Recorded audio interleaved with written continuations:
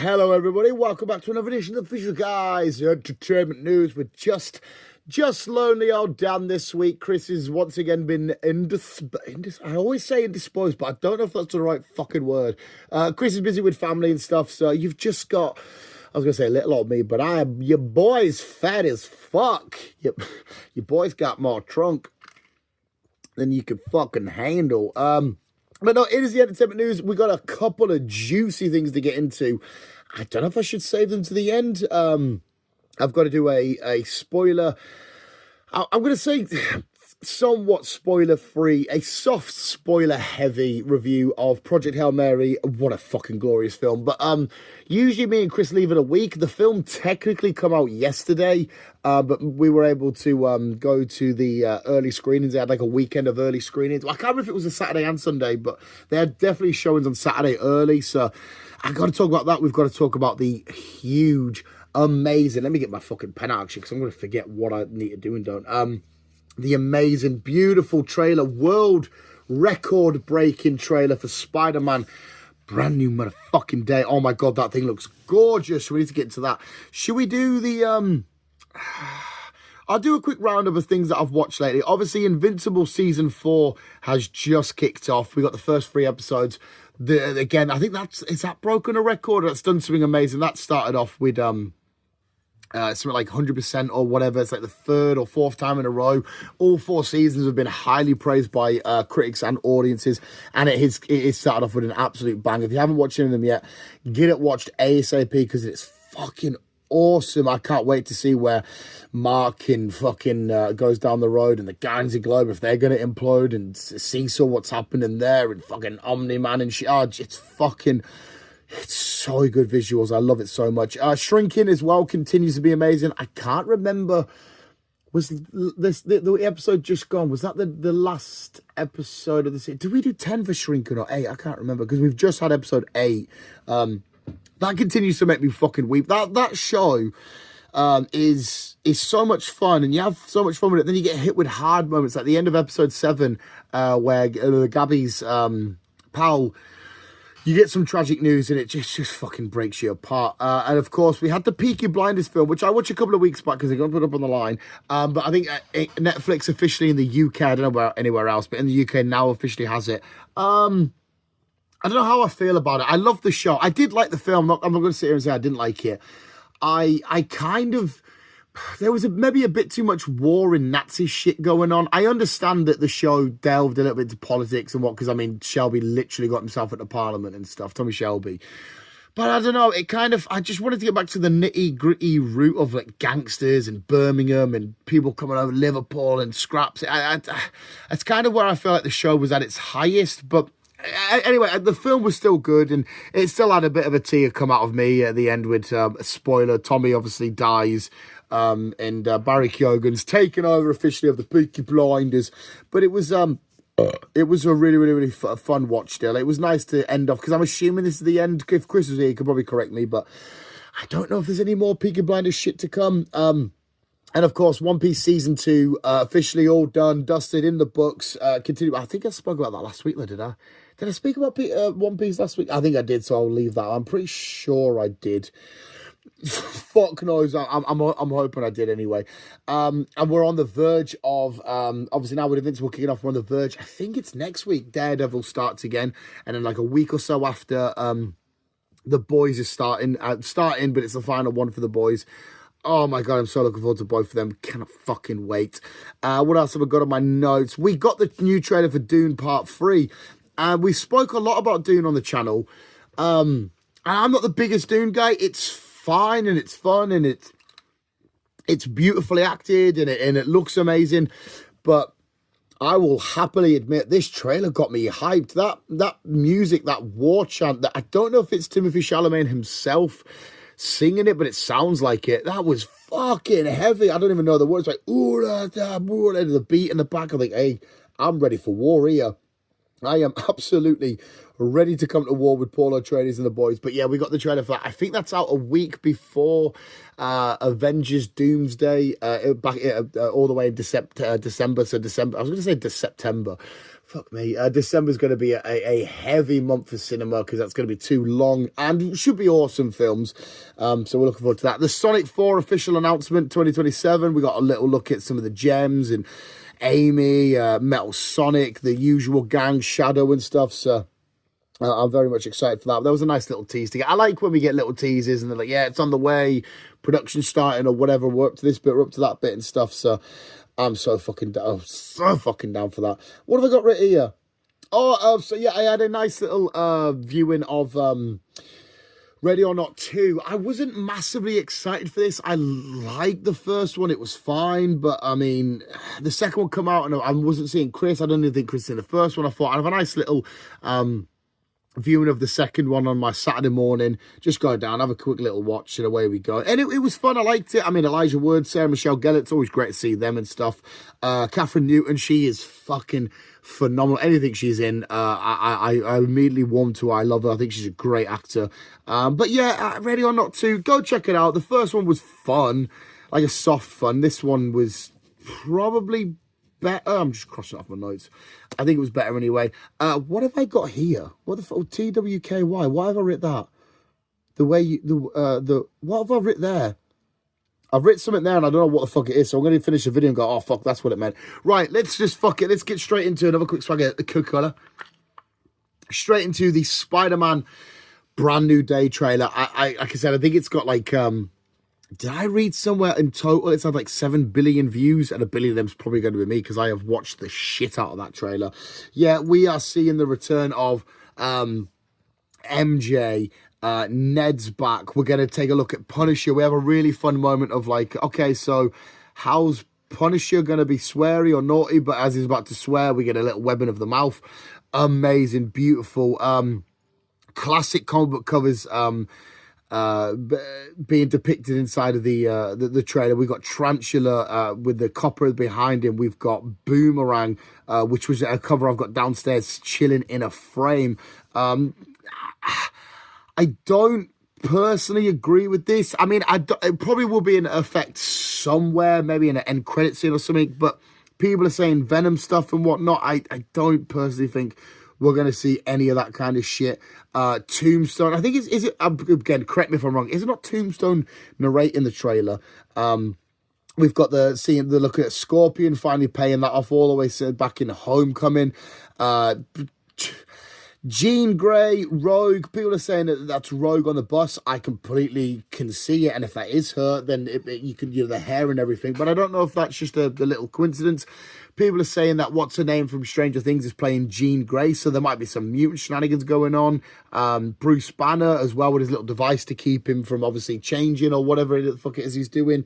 But the overall tone of the trailer is just amazing. It's beautiful. It's gorgeous. We've got a sad, lonely, depressed Peter who's working on this battle of juggling what it is to be Peter Parker and Spider-Man and doing what needs to be done for the betterment of Spider-Man, even if that means Peter Parker suffers. We're going through the whole talk of the life cycle of a spider, so people are saying, oh, man spider and shit, again, which I get. We get that shot of him being drained, his webs malfunctioning, potential organic web being made, the black eyes, the hand, seeing the hand kick off in it and him using his web to destroy a sword. People as well are saying they're reckoning we got some more No Way Home shenanigans, where we're leaping on the scaffolding. There's other spiders there, but the CGI'd them out and stuff like that. I get it. There is a moment where some of the hand are charging at him and they're looking underneath him. So there could be somebody else there. There could be a Punisher. There could be a Daredevil. There could be some. They're in this movie. The chances are they probably will have a mini team up of some kind. I think a lot of the stuff we're going to see, like with Boomerang and Tarantula and shit, are like a little montage. There's bound to be a montage at the start. But I'm so ready to have my heart broken with Pete. We don't need to hear about me talk about my love of Spider-Man and shit, because we know how much I fucking love Spider-Man.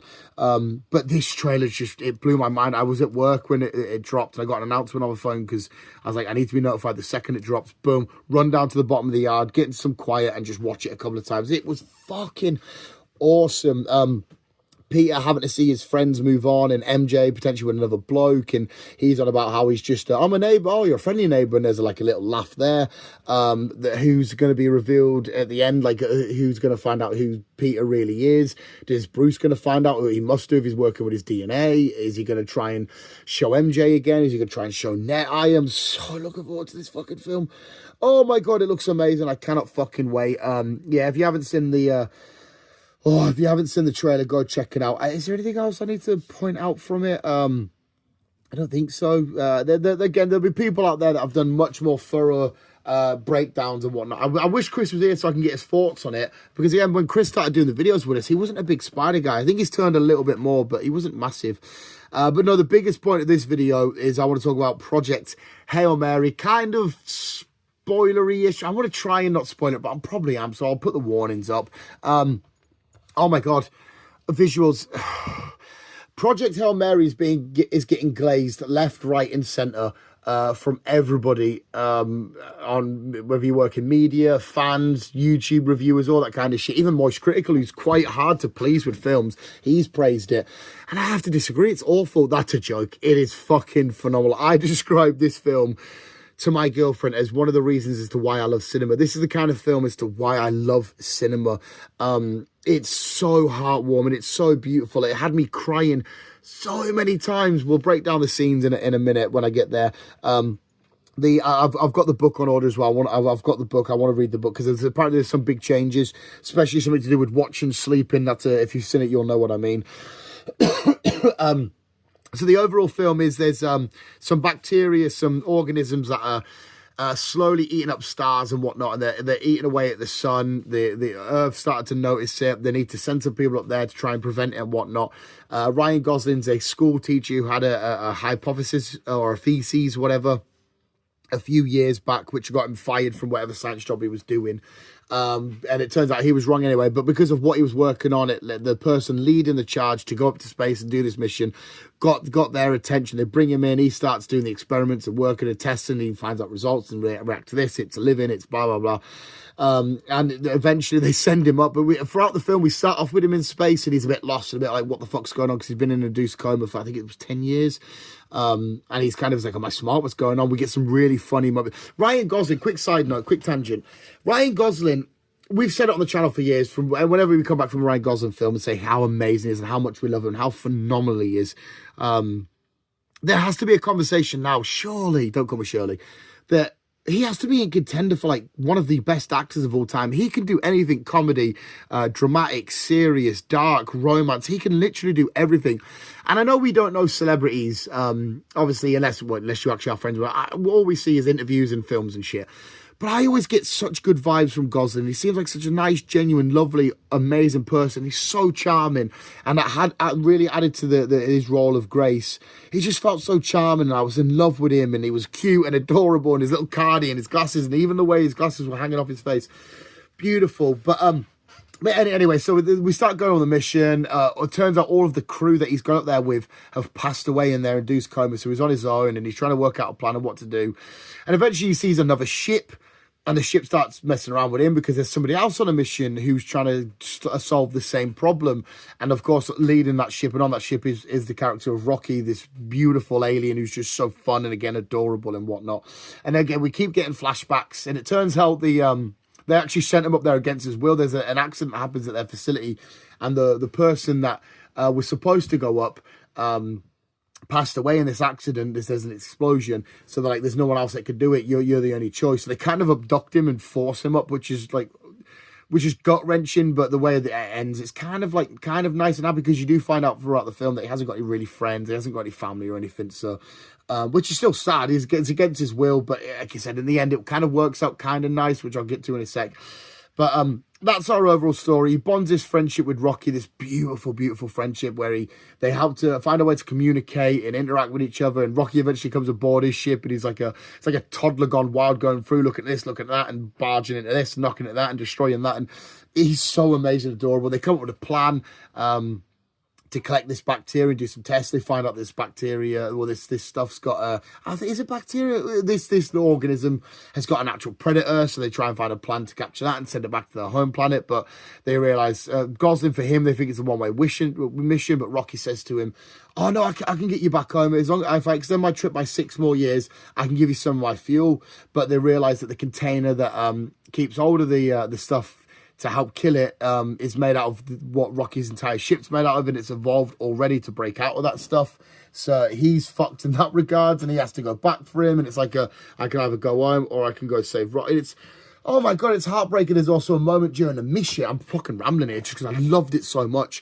Part of the mission to collect some of it, he bangs his head, and Rocky they can't be in each other's atmosphere. I think they say it's too hot for Gosling to enter, and it's too cold for Rocky to enter like his one and stuff. But there's a moment where Gosling smashes his head and needs to get the ship out of the orbit of this planet where they're getting the samples from.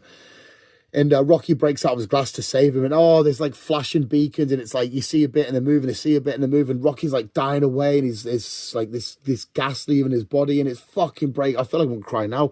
I was heartbroken. I said to Chris, I said it last week, visuals, if you remember, I was like, if anything happens to this little bastard, I'm just going to lose it. I'm going to cry. I can't do it anymore. But eventually it all ends up well. But they give you so many moments where he's going to make it, he's not going to make it. Oh, God's going to make it, he's not going to make it. And it just, it falls you in this sense of security of like happiness and joy. And like, oh, this is adorable and fun, to like, oh my God, they're going to, it's sad because some of them might die. Then it's sad they're going to not see each other again. It's separate, go their separate ways and shit. It just, oh my God, it broke my heart. But at the very end, again, huge spoiler, we see that Gosling's made it back to Rocky's home planet, and they've made like this little enclosure for him with like a beach and a sea and a little bit of a house and his little robot that he wakes up to at the start of the films there. And he's actually teaching a class of other creatures, these aliens from Rocky's planet and stuff. And he's like, oh, we're nearly gonna have your ship ready, and Gosling's like, I'll let you know. And he's like, Rocky's like, take as long as you want, because they've truly formed this amazing friendship, and it's so adorable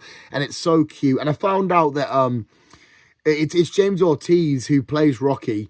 I don't think I know the name. Maybe I've overlooked something, but I've saw an interview of Gosling saying it was James Ortiz meant to just be the puppeteer, because a lot of this, some of it is obviously CGI, but a lot of it's on studios and stages and makeshift spaceship and whatnot. But it's meant to be puppeted by this James Ortiz, I think, but he really got to the character and the personality of how Rocky react and sound and speak and feel and move and all this kind of shit. They just cast him as a voice, which I think is absolutely amazing. Oh, as well, quick shout out to Carl, who's like one of the security guys for it all. I'm sure he's the pastry guy. Well, no, he is the pastry guy from Bear. I can't remember his real name. I was like, get into it, because that's the only thing I've seen him in is the Bear, and he's fun in that. Well, he's a little bit more sad, but he was really fun in this. There's just so many beautiful moments.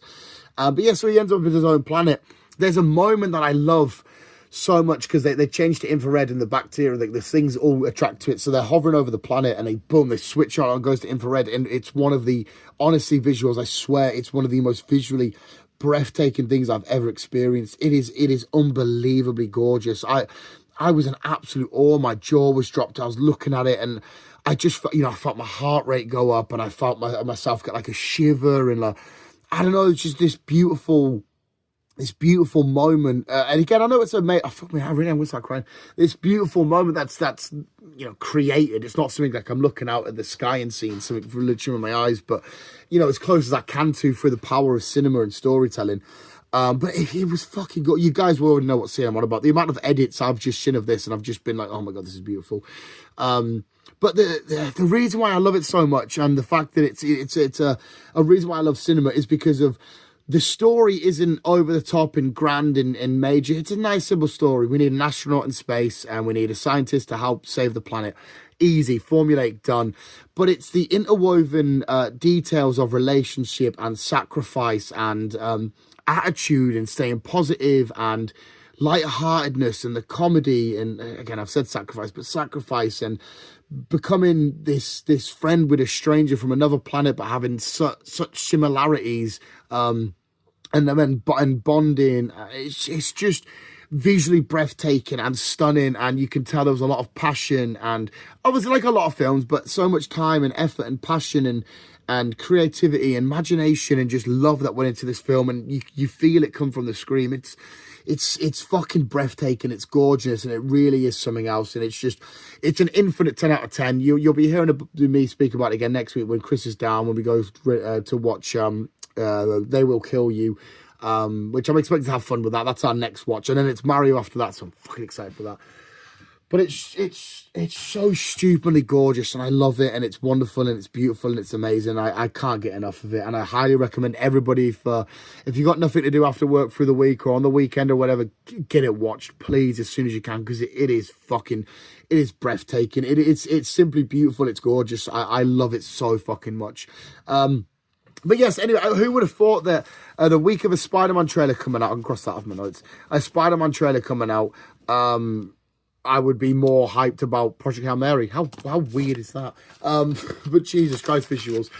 There we go. Anyway, there is a little bit of the news, some new trailers, some stuff that I've watched. Hopefully Chris will be back next week, because, like I said, I don't love doing the entertainment news on my own. I don't mind it, and I'm happy to do it, but I do dance talking crap on my own, and the video's solo. There's only so much of me you can take. You kind of need a bit of back and forward and a bit of stability with Chris and shit like that. But anyway, visuals. There we go, my somewhat spoiler-heavy, well, no, there was just full-on spoiler-heavy, wasn't it? Review of Project Hail Mary, Spider-Man Brand New Day trailer, the Dune trailer, and everything else. Visuals, go check out Project Hail Mary. It's absolutely gorgeous and breathtaking. Visuals, thank you so much for watching, and as always, remember to always keep being you, and keep on, keeping on.